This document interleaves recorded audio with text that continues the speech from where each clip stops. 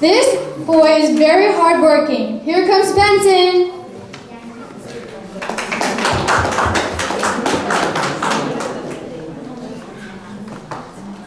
Hi, I am Benton. I'm going to say Psalm 33, verses 1 to 22. All you that are righteous, shout for joy for what the Lord has done. Praise Him, all you that obey Him. Give thanks to the Lord with harps, and sing to Him with stringed instruments. Sing a new song to Him, play the harp with skill, and shout for joy for what the Lord has done. The words of the Lord are true, and all His works are dependable. The Lord loves what is righteous and just. His constant love fills the earth.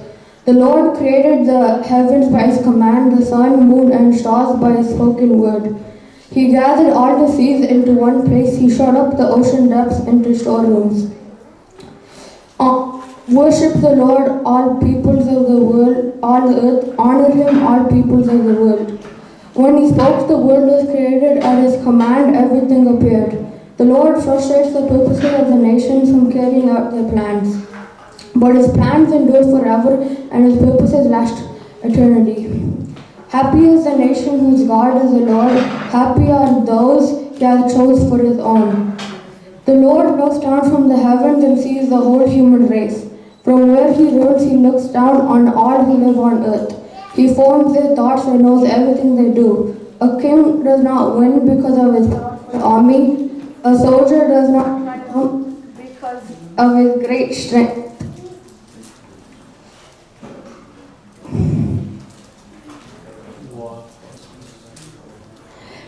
War horses are useless for victory. Their great strength cannot save. The Lord watches over those who obey Him, those who trust in His constant love. We put our hope in the Lord. He will protect us and help. We are glad because of Him. We trust in His holy name. May your constant love be with us, Lord, as we put our hope in You. Amen. Thank you.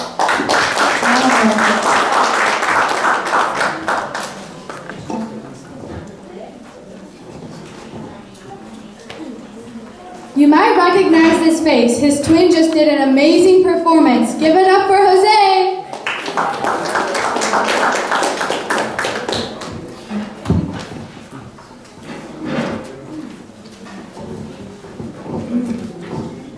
My name is Jose, and I'm going to say Psalm 147 in praise of God, the Almighty 1 to 50.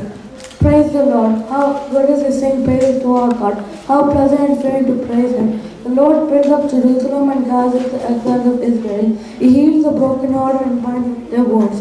He determines the number of stars and calls them each by name. Great is the Lord, mighty in power. His understanding has no limit. He sustains the humble and casts the wicked to the ground. He sings to the Lord with peaceful praises. Make music to our God on the harp. He covers the sky with cloud, applies the earth with rain, and makes grass grow on the hills. He provides food for the cattle, for the young ravens when they call. His pleasure is not in the strength of horse, nor his delight in the legs of a warrior. He delights in those who fear Him, who put His hope in the unfailing One. Extol the Lord, Jerusalem, praise Him, Zion. He strengthens the bars of your gates and blesses the people within you. He grants peace to your borders and satisfies you with the finest of wheat.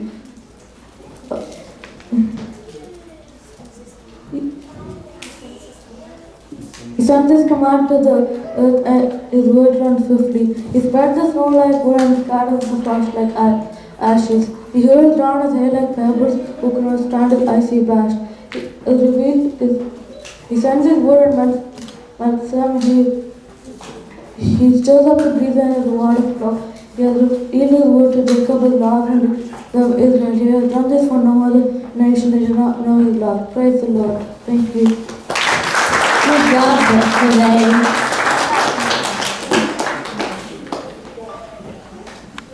This girl is very smart and great at memorization. Here comes Dorothy!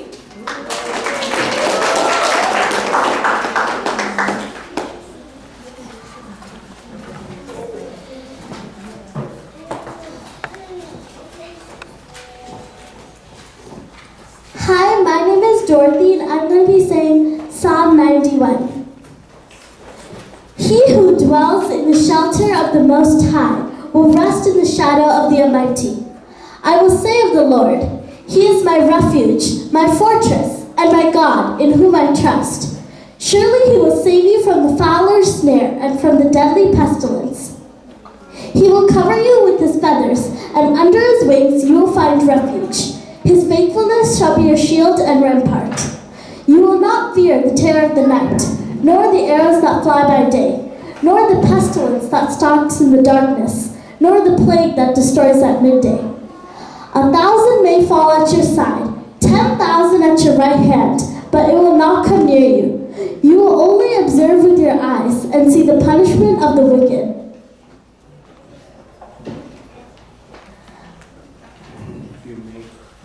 If you make the Most High your dwelling, and even the Lord who is my refuge, then no harm will befall you, and no disaster will come near your tent. For He will command His angels concerning you to guard you in all your ways.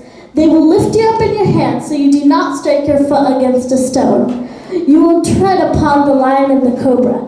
You will trample the great lion and the serpent. Because He loves me, says the Lord, I will protect him. I will rescue him. I will protect him, for he acknowledges my name. He will call upon me, and I will answer him. I will be with him in trouble. I will deliver him and honor him. With a long life, I will satisfy him and show him my salvation. Thank you. Good job, Dorothy. Amazing girl with great memorization. Let's give it up for Joey.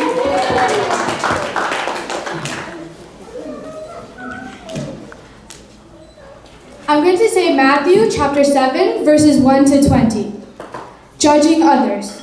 Do not judge others, so that God will not judge you. For God will judge you the same way you judge others, and He will apply to you the same rules you apply to others. Why then do you look at the speck in your brother's eye, but pay no attention to the log in your own eye?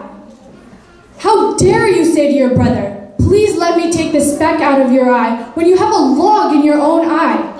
First, take the log out of your own eye, and then you will be able to clearly see to take the speck out of your brother's eye. Do not give what is holy to dogs, for they will only turn and attack you. Do not throw your pearls in front of pigs. They will only trample them underfoot. Ask, seek, knock. Ask, and you will receive. Seek, and you will find. Knock, and the door will be open to you. For everyone who asks will receive, and anyone who seeks will find, and the door will be open to those who knock.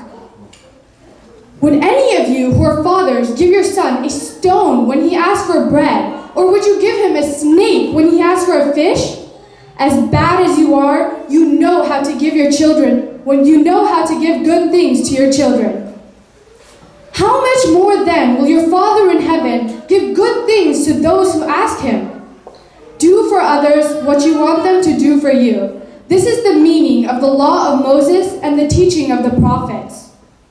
The narrow gate. Go in through the narrow gate, because the gate to hell is wide, and the road that leads to it is easy, and there are many people who travel it. But the gate to life is narrow, and the way that leads to it is hard, and there are few people who find it. A tree and its fruit. Be on your guard against false prophets, for they come to you looking like sheep on the outside, but on the inside they are really like wild wolves. You will know them by what they do. Thorn bushes do not bear grapes, and briars do not bear figs. A healthy tree bears good fruit, but a poor tree bears bad fruit. A healthy tree cannot bear bad fruit, and a poor tree cannot bear good fruit. And any tree that does not bear good fruit is cut down and thrown into the fire. So you will know the false prophets by what they do. Thank you. Job, Joey.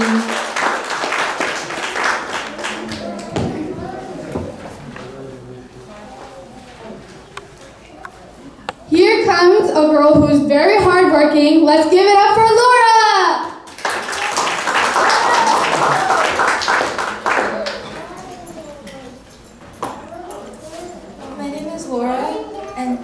I'm going to say Sirach chapter 3, verses 1 to 16. Listen to me, your father, O children. Act accordingly that you may be kept in safety. For the Lord honors a father above his children, but he confirms a mother's right over her children. Those who honor their father atone for sins, and those who respect their mother are like those who lay in pleasure. Those who honor their father who have joined their own children, and those who respect their mother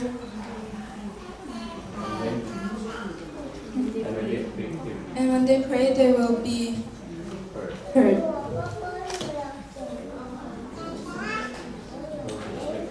Those who respect their father will have long life, and those who honor their mother obey the Lord. They will serve their parents as their master. Honor your father by word and deed, that his blessing may come upon you. For a father's blessing strengthens the houses of the children, but a mother's curse uproots their foundation. Do not glorify yourself by dishonoring your father, for your father's dishonor is no glory to you. The glory of one's father is one's own glory, and it is a disgrace for children not to respect their mother. My child, help your father in his old age, and do not grieve him as long as he lives. Even if his mind fails, be patient with him. Because you have all your faculties, do not despise him. For kindness to a father will not be forgotten, and will be credited to you against your sins. In the day of your distress, it will be remembered.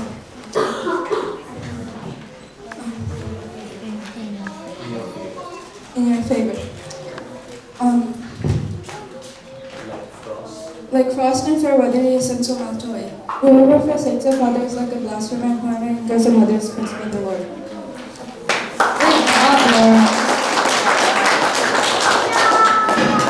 This girl is a familiar face. She has been announcing with me. Here comes Angeline. My name is Angeline, and I'm going to be reciting the Bible verses from chapter 7, book of Genesis, verses 1 through 24. The Lord said to Noah, "Go into the boat with your whole family. I have found that you are the only one in all the world who does what is right. Take with you 7 pairs of each kind of ritually clean animal, but only 1 pair of each kind of unclean animal. Take also 7 pairs of each kind of bird. Do this so that every kind of animal will be kept alive to reproduce again on the earth. 7 days from now, I am going to send rain that will fall for 40 days and nights, in order to destroy all the living beings I have made." And Noah did everything the Lord commanded. Noah was 600 years old when the flood came onto the earth. He and his wife, his sons, and their wives went into the boat to escape the flood.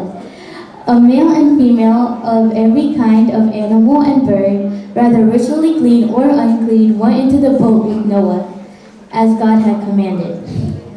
7 days later, the flood came on the earth.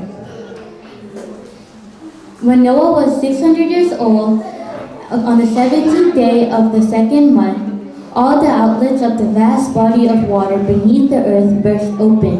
All the floodgates of the sky were opened, and rain fell on the earth for 40 days and nights.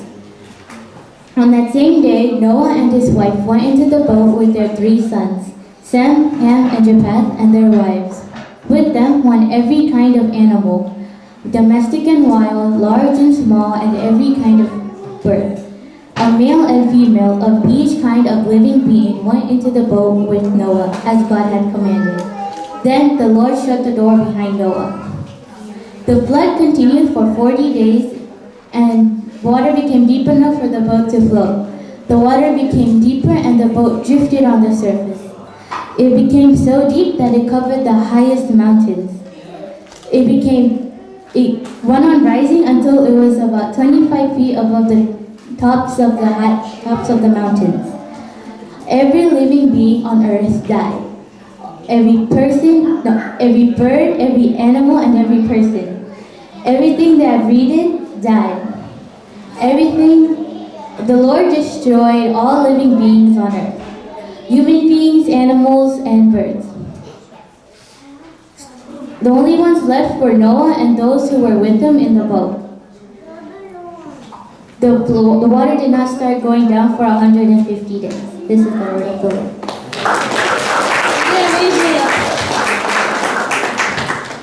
Here comes a talented girl. Give it up for Aggie.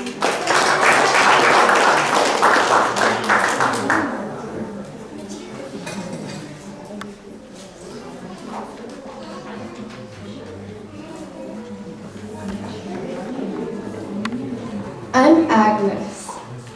First I'm going to be saying Proverbs chapter 16, verses 1 to 10. We may make our plans, but God has the last word. You may think everything you do is right, but the Lord judges your motives. Ask the Lord to bless your plans, and you will be successful in carrying them out. Everything the Lord has made has its destiny, and the destiny of the wicked is destruction. The Lord hates everyone who is arrogant. He will never let them escape punishment. Be loyal and faithful, and God will forgive your sin.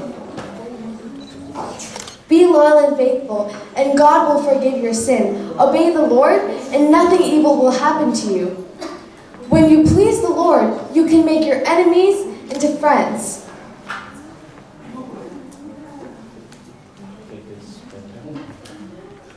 It is better to have a little honestly earned than to have a large income gained dishonestly. You may make your plans, but God directs your actions. The king speaks with divine authority. His decisions are always right. Matthew chapter 25, verses 31 to 40. When the Son of Man comes as king, and all the angels with him, he will sit on his royal throne, and the people from all the nations will be gathered before him. Then he will divide them into two groups, like a shepherd separates the sheep from the goats. He will put the righteous people on his right, and the others on his left. Then the king will say to the people on his right, "Come, you that are blessed by my Father, come and possess the kingdom which has been prepared for you ever since the creation of the world. I was hungry, and you fed me, thirsty, and you gave me a drink.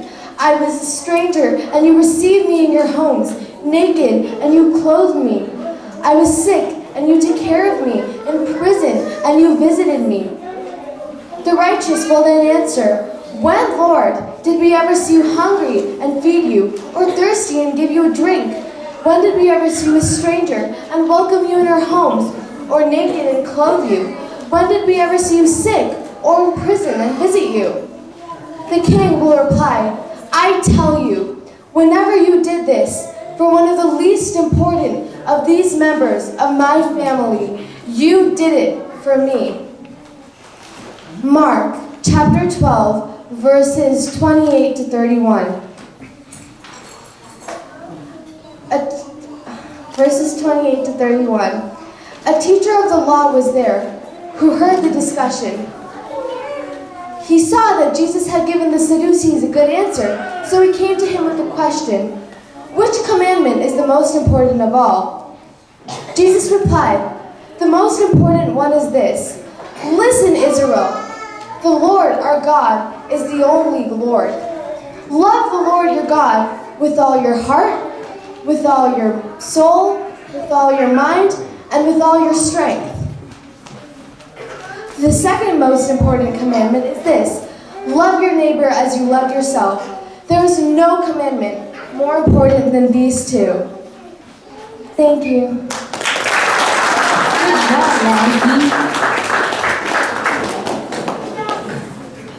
This girl is amazing at singing and memorization. Here comes Jocelyn.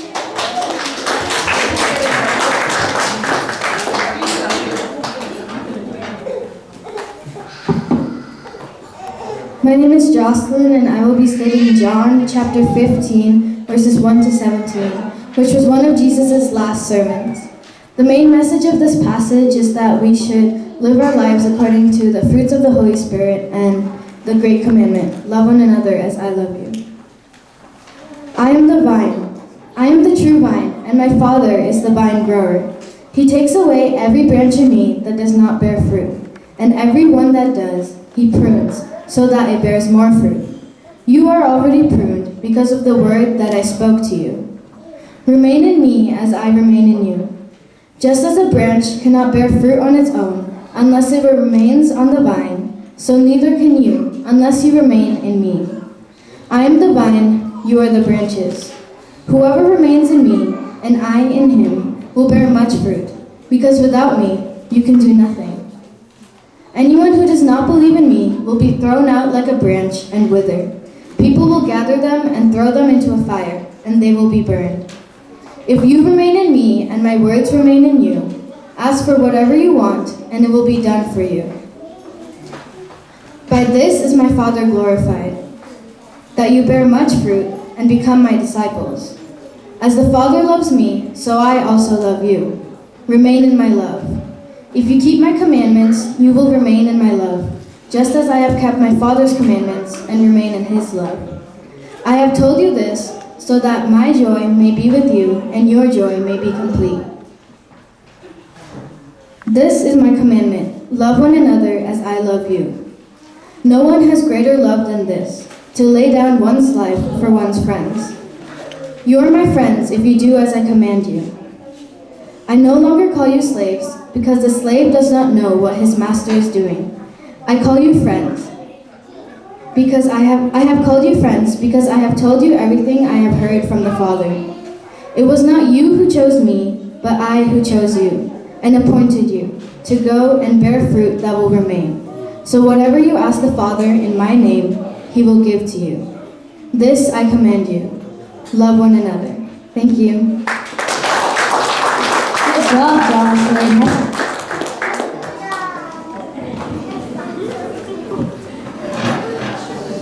Jonathan is a very hard-working guy. Let's give it up for him.